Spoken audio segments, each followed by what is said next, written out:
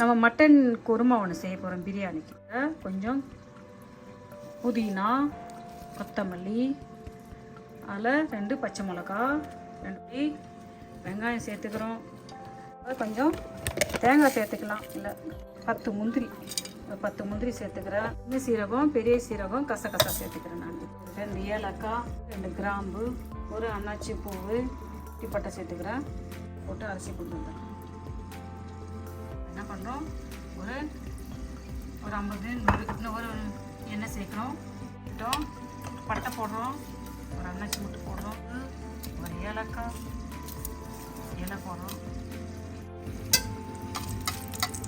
நம்ம கொஞ்சம் எண்ணெய் ஆட் பண்ணலாம்.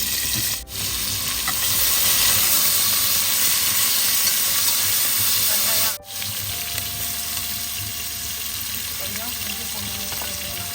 ரொம்ப தக்காளி பழம் ஆட் பண்ணிக்கலாம்.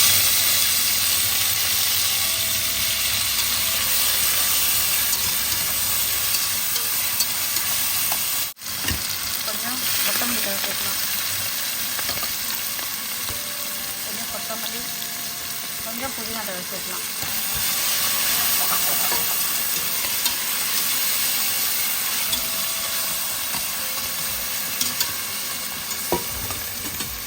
க்ளீன் பண்ணி வச்சுக்கிற மட்டனை தூக்கி அதை சேர்க்கலாம்.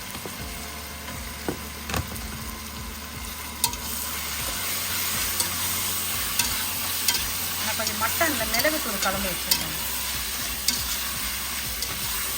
நீங்கள் மிளகுத்தூள் கலந்து தேவையில்ல அப்படியே சேர்த்துக்கலாம். நான் கொஞ்சம் மட்டனில் மிளகுத்தூள் கலந்து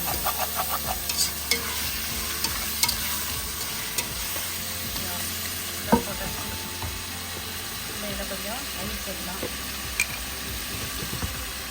மட்டன் பிரியாணி அதில் கொஞ்சம் தயிர் சேர்த்துக்கலாம்.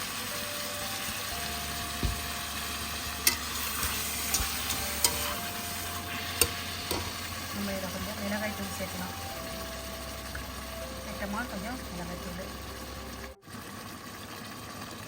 மல்லித்தூள் சேர்த்துக்கலாம். கொஞ்சம் கரம் மசாலா தூள் சேர்த்துக்கலாம்.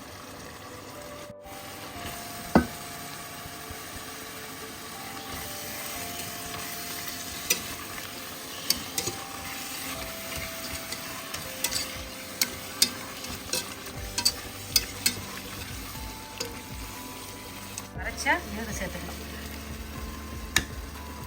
இது நம்ம திட்டமாக உப்பு சேர்த்துக்கலாம். இதை நம்ம வேக வைக்கலாம்.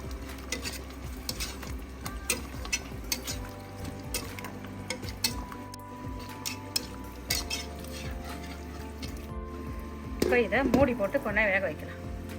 மூடி போட்டு கொஞ்ச நேரம் வேக வைக்கலாம். மட்டன் கிரேவி ரெடி ஆகிடும். பிரியாணிக்கு மட்டன் கிரேவி ரெடி ஆகிடுது. சாப்பிட்டு பார்க்கலாமா?